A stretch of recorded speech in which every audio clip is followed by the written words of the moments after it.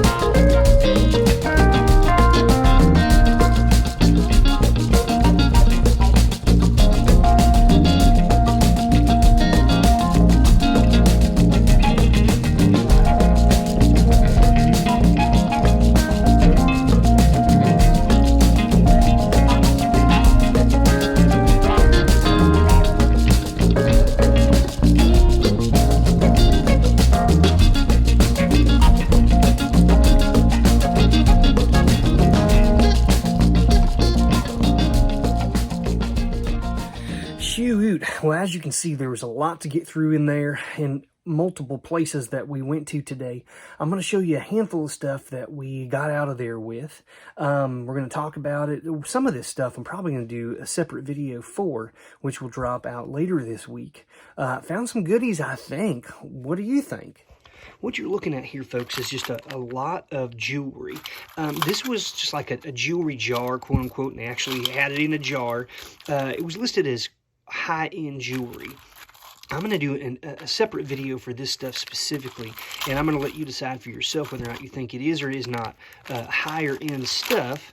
We'll go through this. I'll talk about what I do to evaluate pieces like this, how I determine whether or not it can be sold or for very much or not, if it should be sold individually in smaller lots or in larger lots. In general, just give you some ideas on how to determine the quality of something, how to look for maker's marks or the marks that determine whether or not it has any other special metals like silver or gold in it. So be looking for that later this week. As you can see here, we have a couple of bags. This one is set up with a variety of little items, as well as little minifigures, Lego minifigures, and then their accessories. We got weapons, we got helmets, we've got and just everything you can think of, just loose heads, loose hair, all kinds of different things. I'm anxious to get into this. If you're not aware, minifigures and Lego related items can sell for quite a bit of money. Sometimes you find them bagged up like this. More often than not, though, you'll find them in big lots of just loose bricks, and then there may be a handful of minifigures inside of there. But definitely go do your research, check on eBay. Certain minifigures can sell for hundreds of dollars, the really, really rare ones. Otherwise, you can get $5, $8, $10 for a lot of these, especially if they're complete.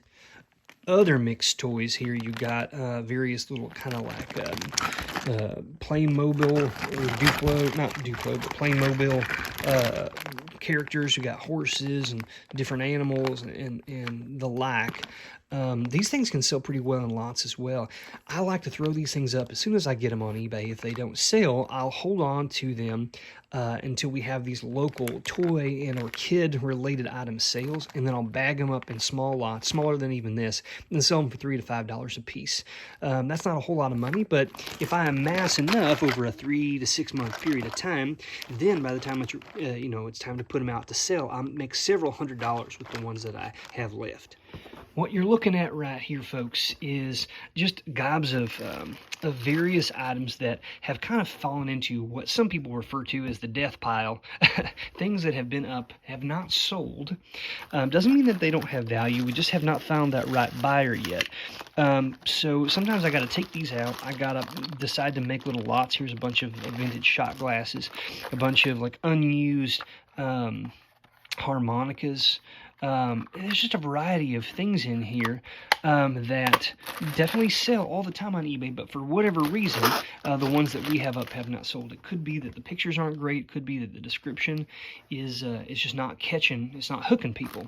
So we need to figure out how we want to list these things and try to put them back out there again. So this week, I put them out here on the floor because just to agitate myself into doing something with them. I'll definitely get them.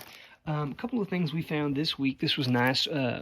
Some thrift store had a variety of these unopened Bakugan. Now, they're older, of course, but unopened booster packs, what they call them. 25 cents a piece. So, I mean, I could sell these individually for $6 to $8, or I could throw them in a lot, which is probably what I'll do. And then over here, we've got a handful, or two different sets of, kind of vintage or antique, if you want to call it that, tea sets. And these are Japanese. On the bottom, the markings here indicate generally the age and also where and the time period under which particular ruler's reign these were made. If they're after 1915, they're required to put made in either Japan or China or wherever else that they're being made at. But these older ones, like these prior to 1915, will have the markings in the native language of the country that was manufactured it. In this case, we've got, looks like geishas. These are kind of like a bamboo. These are hand-painted. This is a nice piece of pottery. You can see, if you get real close, you can see kind of this crackle design on here. But these Asian ceramics, vintage ones, can sell for just gobs and gobs of money, folks. And down here we have just the little saucers that go along, but these are hand painted. You can see some of this is that gilt kind of color, but they've got the faces painted on here. They're very beautiful. This may not be your cup of tea, so to speak, as far as the look of it, but some people still very much like this kind of thing. And then over here we have a couple of other pieces, a nice set here, again, hand painted down on the inside of it. A bunch of women again. Down in here. I find these at thrift stores pretty frequently, and I'm always, I'm taking a look. This would be considered bone china, and the way I know that is that it is semi-transparent. Or it's very, very thin, very fragile. But there are definitely collectors for this stuff. This is a bit unique because these have two handles on both sides. And I've actually not seen any on eBay recently that are like this. But it is very intricately painted. Someone took a lot of time. I mean, one person did all of this themselves. And, think how much time it would take to just do one little cup there. There's four here, 4 saucers. We've got a couple of little jars as well, as you can see. Beautiful pieces here, and this one's a little different. You can see it's got a different maker print on the bottom of that. And then we've got a couple other pieces here. These don't go with the set, but they are still considered like a katani. Maybe Satsuma, I'm not sure. But you can see, look at all of these heads, all of these men, all along here that have been hand painted on this. Very, very tiny, very small design, just incredible kind of work that was put into these. So I'm excited to get these up. I need to photograph them. I've already got a listing made, but we'll get that up sometime this week. What we got here in my lap is stuff that have just kind of bits and pieces that have sort of made it into this bin over time.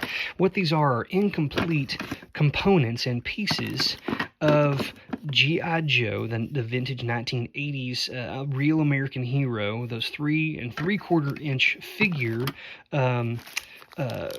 figures that action figures that were this kind of stuff I played with when I was younger. But what these are different missiles and different different components and pieces with various sets, play sets.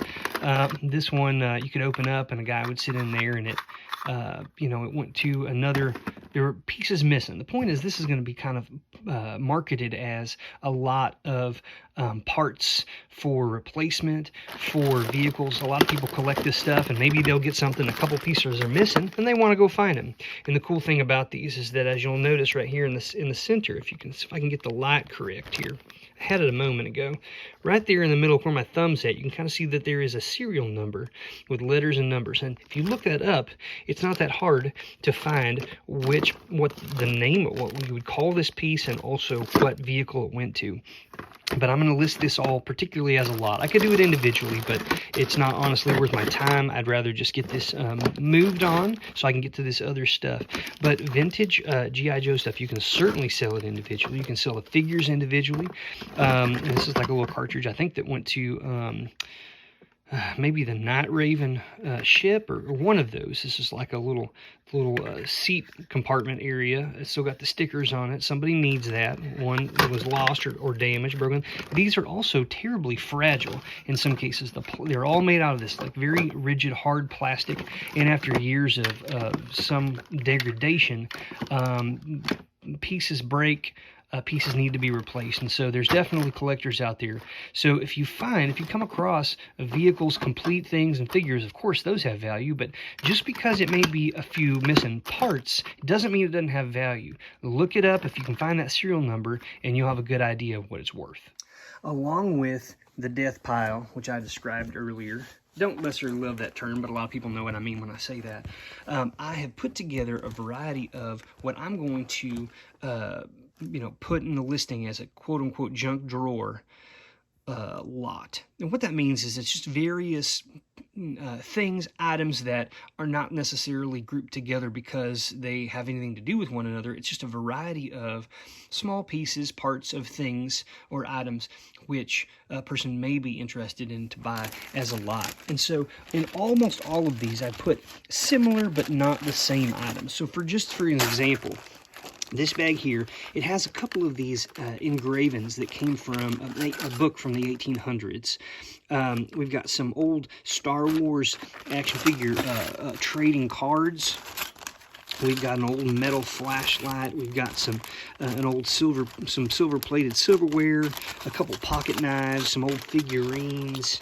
What else we got down here? A brooch, some costume jewelry, some old screwdrivers, some pins, some buttons. I mean, this is a really good example of the kind of stuff that we sell regularly. These are small items that are collectible or antique vintage items which have collector markets, and these are all just, here's an old watch, things that just haven't sold. So what I'll do is I'll put these up as an auction. I'll probably start it in the $10 range, $10, maybe $20 range. 20 might be too much to start, but I've got somewhere around 30 of these things, which I'm going to put up as a 7-day auction and just see if I can move some of this stuff. Now, obviously, this was purchased initially to sell individually, but after a couple of years, 2 or 3 years of them being, going, terming out, relisted, going, terming out, relisting it, and it doesn't sell, you lower the price. For whatever reason, no one's biting. So maybe if you put a bunch of these things together, you can sell some of this stuff. Yes, you are losing a potential bit of profit, but every single thing in this, because of how old it is, I would have purchased in groups or lots. For example, these engravings, I personally took these out of a book that was in the cover had completely broken off of it. It wasn't worth selling. No one would buy it by itself, but it had somewhere around 50 to 75 of these beautiful engravings from characters from the story in it, right? Like here's one. It's like a boat on the ocean. It's small. You can put that in a frame. It would look kind of cool on a wall. We've got ones that are black and white and ones that are in sepia. And so, I had 75 of those. Let's just, I put them up for sale for $19.99. I think I only paid $12 for the book, right? So when one of those sold, I'd already made my money back and made profit.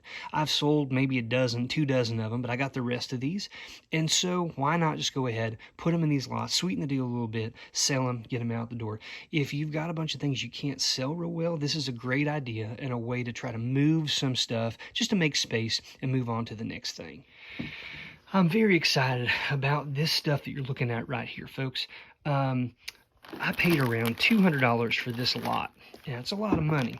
But what it is, and I'm going to pull this out here. We're not going to go into it exhaustively, but I'm going to show you. This is full of these little pieces of paper, and inside of them have a variety of watch components and parts. These are the plastic covers or the crystals, the glass that goes over the face of either a pocket watch or a wristwatch. This entire container right here is simply what I just described to you, and actually everything in here are watch parts. This came from like a watchmaker, someone who repaired and worked on clocks and watches. In this bag are various sizes of screws. Okay, that's all this is screws for watches. In here, we've got a variety of different types of items. These are crystals, these are screws, these are various components for watches, and everything here. You can see this was very well labeled. Balance staffs, winding stems, click springs, setting levers, wheels, and the like. And they're all unused. These are from the 1960s. Genuine Benrus lever springs. My goodness gracious, this is just a catch-all jar of various, I mean, look at all of the different stuff in there. I have no, I'll just sell it like that because I don't know what all is in there. We've got original, what you would call new, old stock. It's new because it's never been used, but it's definitely old. This is a lizard calfskin wristwatch band. We've got more of these springs, main springs, winding staffs. And these are all, a lot of these are labeled very well. I mean, it just keeps going. Look at this. All of these things. And these are various, the spring actions, the thing that connects the bands to the watch itself. Rear assortment. So it's incredible. I mean, each one of these things, if I was so inclined, folks, I could go through and list every single one of these things individually and sell them out that way. But that takes a gobs and gobs of time. If I can convince somebody down here at the warehouse to do that for me, you know, we'll do it that way. But my guess is we're going to sell a lot of this stuff in small groups, small lots that are similar. So what we have here, as we just continue through, are, if I can open her up here and show you this little container. This, I think, is empty, but it has all of the original glass containers with corks in it, and these were crowns. Okay, so this is the little winder part on the side of a watch that would wind the time. You could change the dial, the hands, and if it was one that you would wind up, you could do that. Here's a variety of these little parts, components for the inside of probably pocket watches based on the size of those, and then just a variety of other items that were used in the work. These are little jewelers, papers. These are little trays to hold small items while you're working, and various like oils and greases and stuff down here, screwdrivers and stuff for doing the work itself. And then over here, we have an assorted amount of, it looks like this is all just faces. Watch faces, pocket watch faces. Several of these are bagged up. But then at the bottom here, I mean, it's just so deep. There's probably several hundred watch faces of various makers, which, again, I could sell every one of those individually if I wanted to. Down here, what do we have here? Some more of these little glass vials, and it looks like these are empty also. Down below, we have some more of these crowns, and this actually has some crowns in there, same as this. And look at this, this is what I'm talking about. Look at how many are in this bag. Gold tone, silver tone. I mean, I would not be surprised at all if some of these are not gold filled or gold plated. And we have more in little baggies here. Genuine Ben Roos crowns with the logo. And I'll tell you that when you're selling these, the ones that carry the logo of the maker on the crown, so ones that are not blank, it looks like the majority of these are blank.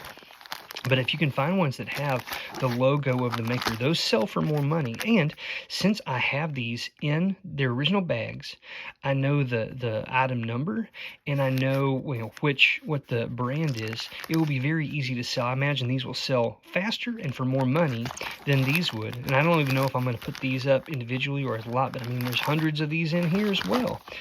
The lot that I purchased here is, several, in this, just what I'm showing you here, several thousand items altogether. It's just that they're so doggone tiny, folks. And then down here, we got another container, and this has just various parts for the movements, for primarily, well, there's little watches in here, small watches, but then primarily pocket watches. You can see these are gigantic, and this one, in fact, still has part of the case on this. Now, these, I mean, there is some value here for people who want to do work or they need parts. I would pass this on essentially to someone else who does this type of work. But then there's also people who use items like this, old watch items, for artistic purposes. They'll create different things, works of art.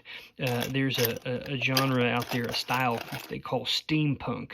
And steampunk stuff, a lot of times they happen to be interested in these vintage or antique watch parts and components. So that might be one angle that I use to try to sell these. I might put that in the title.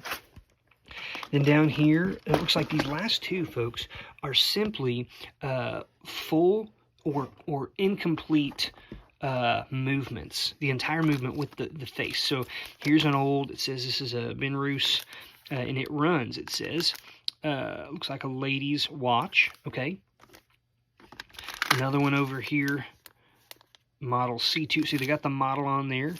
That's nice. And then a variety of these other really old movements. That's a Waltham. Right down here we have, I don't know what this is, but this has got like a porcelain face, a Waltham. And there are people who definitely like those ones that have the porcelain faces. You always want to take a look. If you have the ability to look at the backs of these, the actual movement. Look, that's a beautiful Elgin. Unfortunately, it's cracked there, but that's another one of those porcelain faces. On the back here, it will tell you how many jewels. In this case, 15 jewels. Lower end watches and pocket watches, basically the higher number of jewels, typically the better quality the watch is going to be. Ones that have just like 7 jewels, let's say, or they don't say the number of jewels, those are typically not as valuable. The number of jewels is a lot of times indicative of how good of a make it is and how well it keeps time, okay? So, 21 jewels, 25, 27 jewels, those are very, very sought after. You can see this person actually has it written here, 15 jewels, 17 jewels, 15 jewels. This is great. These look like they were in the process of being repaired. Or maybe they needed something in order to be fixed, but they have, some of them are kind of together, like in this case, like this one right here. Others are in just a complete disarray, right? Like this one. The faces are in there, though.